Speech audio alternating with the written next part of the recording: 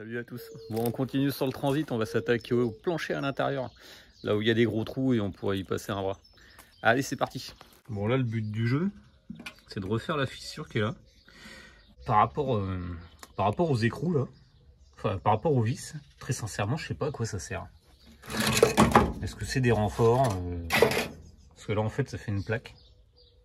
Et ici, ça fait une plaque. Ça fait une toute petite plaque comme ça. Là. Et là, ça fait une plaque ici. Plus un truc qui traverse là. Très sincèrement, j'ai pas trouvé l'utilité. Je vais te montrer en dessous à quoi ça ressemble. Donc tu vois là, il y a les écrous. Donc il y a celui qui est pété là qu'on a vu juste avant. Puis là où c'est fissuré. À quoi ça sert? Très sincèrement. La plaque, bon je veux bien que ça tienne les sièges. Mais là. Elle c'est pareil, elle a l'espèce de barre de renfort. Tu sais pas à quoi ça sert quoi. Bon le trou évidemment il va falloir le refaire aussi. Et puis de l'autre côté c'est pareil. Je vois pas l'utilité des trucs, là. Très sincèrement, bon, là je veux bien les ceintures de sécurité, mais le reste, bon, on va quand même le faire.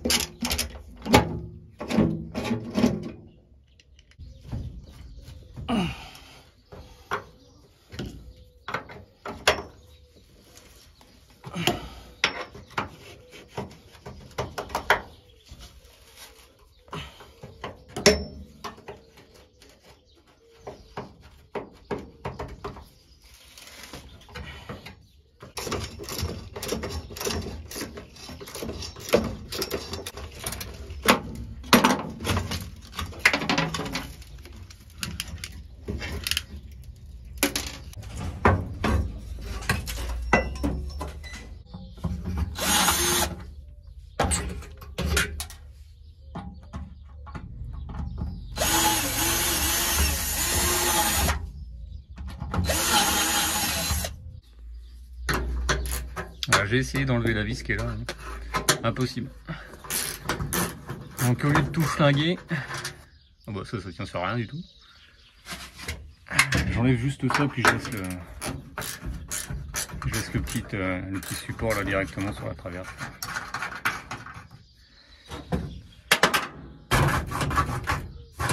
Ah, en plus le pire c'est que ça tient rien.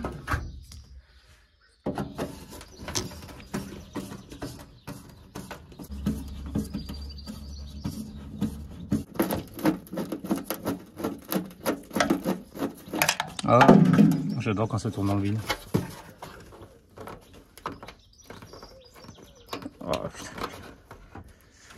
Ok.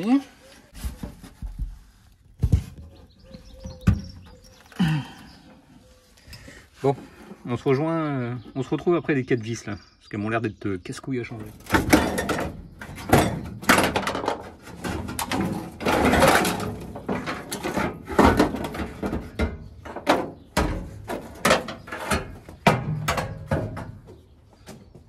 Si on regarde de plus près, l'ancien proprio, il avait tout coupé et puis il s'était pas pris la tête. Hein. Il voulait de l'espace, le montant coupé. Après, bon, je suis pas sûr que structurellement ce soit très important ce truc-là, parce que au sol, il n'y a rien. Je vais juste enlever, parce que là, il avait dû découper ça avec un disque qui devait pas couper, parce qu'il y a une bavure d'enfer. Hein. Donc je vais juste ébarber ça aussi, peut-être le... Je vais quand même le garder ça. Hein. Ça, je vais quand même le garder. On sait jamais. Ça peut être utile. Bon, évidemment, tout s'est cassé la gueule, comme tu l'as vu. Vu que ça s'était retenu aussi quand même. Donc là, bah, je vais m'attaquer à là, les pastilles, là, les trucs à faire, les fissures, tout. Le plancher. On y va.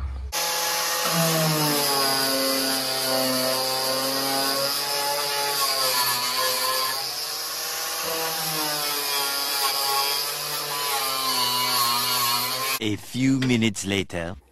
Bon, j'ai décapé le plancher, comme tu peux le voir. J'ai changé de brosse. Celle-là, purée, ça décape à mort. Là, j'ai mis à peu près 30 minutes pour faire juste ça. Avec celle-là, j'ai mis 5 minutes. Un truc de ouf. Donc tout ce qui est rouillé, je l'ai viré. Tout ce qui est fissuré, je vais le ressouder, bien sûr.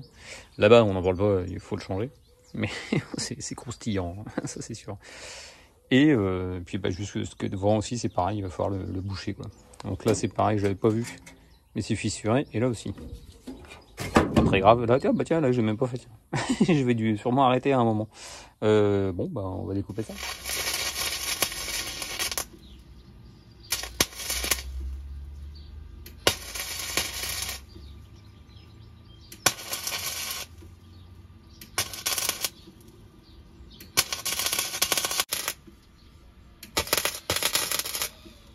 Putain, c'est un truc de fou ça.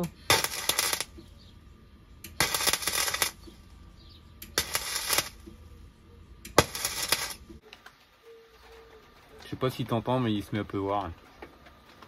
Il faisait une chaleur de dingue, il fait 31 ou 32 degrés, il se met à pleuvoir. Évidemment, ma tôle est à nu, je te montre ça avant de plier bagages. Donc j'ai commencé à ressouder des morceaux. Tu vois tout ça là qui était fissuré.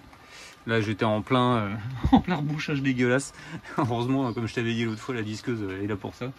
Là c'est pareil, c'est moche comme tout, mais au moins ça tient. Et donc je m'apprêtais à finir celui-là et à découper cette partie-là. Malheureusement, la pluie s'en mêle. Et le problème c'est que là j'ai beaucoup de tôle à nu. Et ça me fait chier, j'ai pas envie de traiter tout de suite. Mais je vais bâcher en espérant que rien ne rentre à l'intérieur. On va profiter de la pluie là pour faire une petite pause. Je vais te montrer ce que j'ai trouvé comme frein intermédiaire. En fait, c'est plus de l'accumulation de pièces et puis quand le moment viendra, là je choisirai vraiment ce que je voudrais comme type de freinage. Parce que celui d'origine c'est du disque plein avec de l'étrier double piston. J'ai trouvé des trucs, t'es pas prêt, tu verras la taille, c'est un truc de malade. Donc déjà le système d'origine. Un disque plein de 270 et qui fait 14,5 à peu près d'épaisseur. Donc tu vois, c'est quand même pas terrible. Avec un étrier double piston. Dans un état pas possible aussi. Je te montre ce que j'ai trouvé. Bon. Là, disque M6. Celui d'origine, tu vois la taille pour comparer. Lui, il rentre même pas dans la jante d'origine de 14. Il fait 375 mm de diamètre et 36 d'épaisseur. C'est quasiment le même déport que celui d'origine. Il y a 3 mm d'écart. Et au niveau des fixations, ça peut se monter. Il n'y a pas grand chose. Tu sais, il faut un petit peu limer les 5 trous là, de fixation. Mais ça peut le faire. Donc, l'étrier d'origine. L'équivalent. Tu vois le monstre un peu. Regarde-moi ça, la taille du truc. Le machin cotigre Kiki. Mon dieu, la taille du bordel. Et le pire, c'est que lui, il pèse presque le même poids que ce machin. C'est un truc de fou. Alors j'ai aussi son petit frère, qui vient de l'arrière, avec les mêmes galettes. Ça, c'est du 370. Alors en épaisseur, ils font un petit peu moins, je crois qu'ils font 20 ou 24, j'ai pas mesuré. Là, la taille du truc. Et lui, c'est un étrier simple piston. Au départ, j'étais parti pour mettre ce truc-là. Parce que niveau encombrement, en fait, c'est quasiment les mêmes. Il n'y a pas grand-chose qui diffère. Ce qu'il y a, c'est que lui, c'est un double piston. Je pense que c'est plus efficace qu'un simple piston. Il est quand même vachement plus léger, c'est un truc de fou. Comparé à ce machin qui est en fonte, là. Au départ, je cherchais juste les étriers. Je suis tombé là-dessus, c'est Louis qui me les a filés. Merci Louis, hein, ça vient de la M6 donneuse qu'il avait pour sa E32 Drift. Et quand je les ai présentés, en fait, déjà, bon, dans la jante de 14, c'est sûr, ça se monte pas. 16 non plus, 17 non plus, il faut minimum du 18. Pour avoir un semblant de jeu, tu vois, et encore, tu passes une feuille de papier à cigarette, quoi. Donc, bah, au final, je pense que ça va finir en déco. Et que je vais trouver d'autres étriers. Au départ, je voulais chercher, tu sais, des étriers Brembo 4 pistons, genre Mégane RS, Clio RS ou 406 V6, tu vois, ou même Alfa Romeo, c'est les moins chers. C'est les mêmes que les Mégane, mais c'est moins cher, on va savoir pourquoi. C'est encore en réflexion. Je te laisse sur cette petite note un peu rigolote. On continue la suite du transit.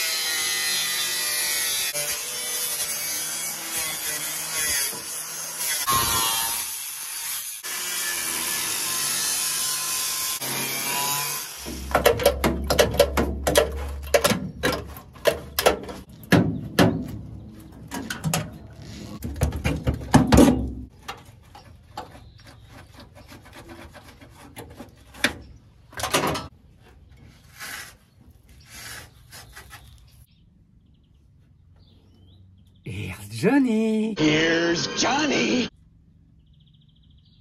Il manquait un truc, non? Bon, as you can see, il manque un truc. Je me mets un peu plus loin pour que tu te rendes compte. Voilà, petit trou. Coupé, j'aurais pu faire ça tout droit. Je voulais garder les renforts. Voilà. Intéressant de voir que là, en fait, c'est brasé. Là et là. Donc là, je vais pas pouvoir souder dessus. Ça va être dans le vide. Fait chier. Fait chier, fait chier. Bref, tu vois, le sable s'est installé partout. Hein. C'est un truc de dingue. Hein. Ça, c'est quand j'avais sablé le compartiment moteur. Putain, il y a une dose phénoménale. Mais je l'avais eu pareil de l'autre côté, donc pas d'inquiétude. Ensuite, là, ce que je vais faire, c'est que je vais passer un coup d'aspi, évidemment, parce qu'il y a à boire et à manger, il y a un peu de tout et n'importe quoi là-dedans. Donc on va faire péter l'aspirateur de chantier. Je vais ensuite traiter à l'intérieur, donc du convertisseur de rouille. Et ensuite, enfin, je vais mettre un coup de brosse aussi, évidemment, pour faire partir le plus gros. Convertisseur de rouille, j'attends que ça sèche. Je pense que je vais mettre 2 couches pour être tranquille.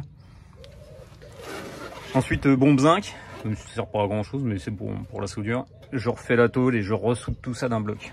Et là, ça va être la joie.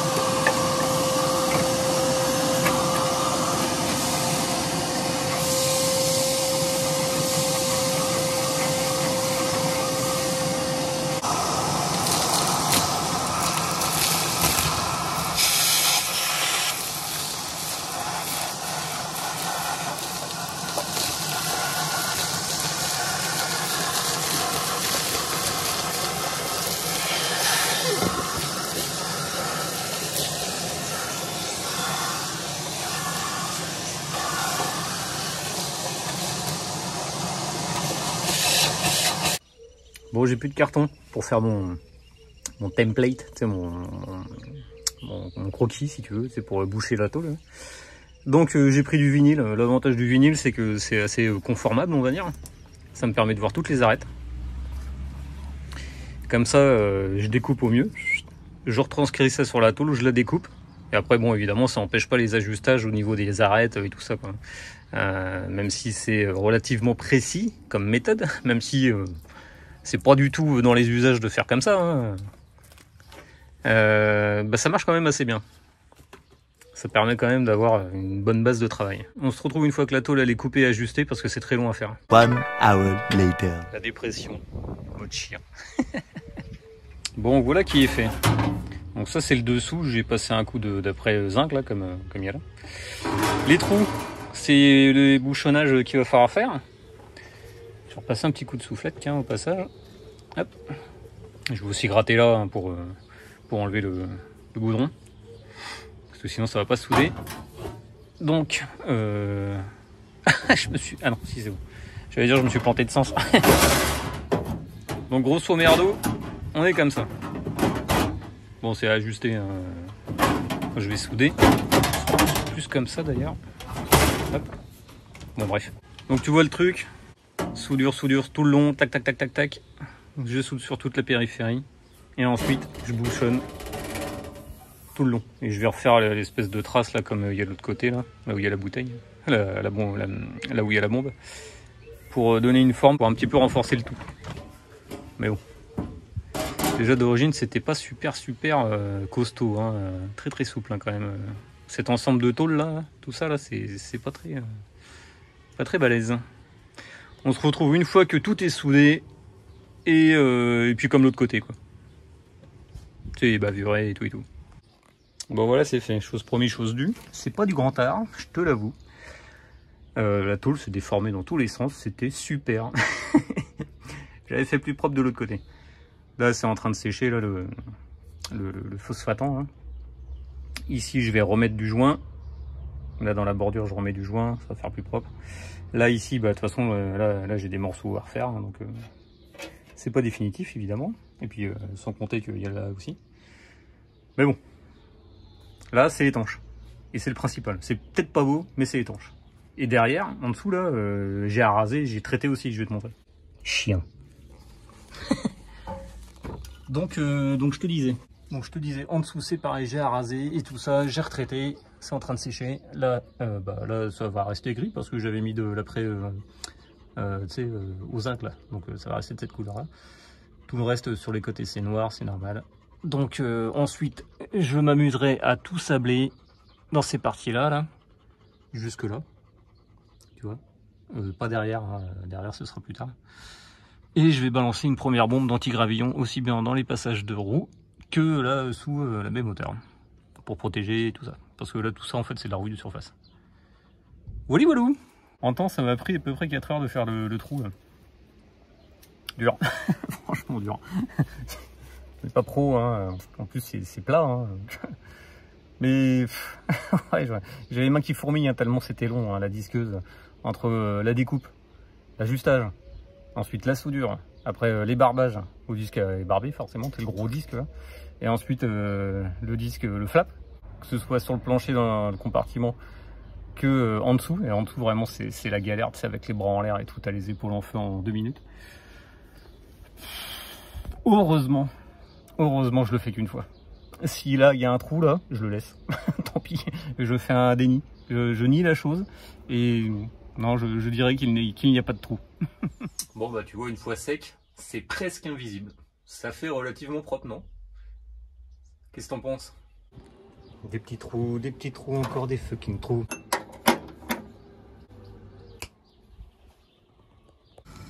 Une de plus. J'en ai marre. Bon là ici il y a un trou, c'est parce qu'en fait derrière, tu sais, je t'avais montré de l'autre côté, il y a de la brasure. Niqué, ça tient pas forcément, le fil fourré ça peut pas faire le miracle non plus, même si ça en fait. Donc là bah, ça va rester comme ça, puis je vais juste boucher ça avec du mastic époxy. Tu sais, des super costauds. Là. Ça fera le job, tant pis. Hein. Bon, j'ai changé de disque, hein, ça fait une meilleure finition. Après, de toute façon, là, je vais mettre une plaque en alu, là, parce qu'ici, il y a des rebords en fait en caoutchouc à la base. Mais je vais le faire en alu ici pour protéger tout ça. Il reste des trucs. Bon, voilà, il y a eu beaucoup de taf d'abattu. C'était c'était très dur. Une fois de plus, ça prend beaucoup de temps de refaire les trous, les pastilles et tout ça. Il y en a encore plein. Hein. Là, au moins, j'ai tout l'avant qui est fait. J'ai le plancher côté intérieur qui est fait aussi, donc ça c'est une très bonne nouvelle. Maintenant je vois plus le sol à travers le plancher, c'est quand même pas mal, ça évitera de freiner avec les pieds. Donc la suite, ce sera dans pas très longtemps. Je t'invite à partager, à liker, à t'abonner si tu veux voir la suite. En attendant je te dis porte-toi bien, allez ciao.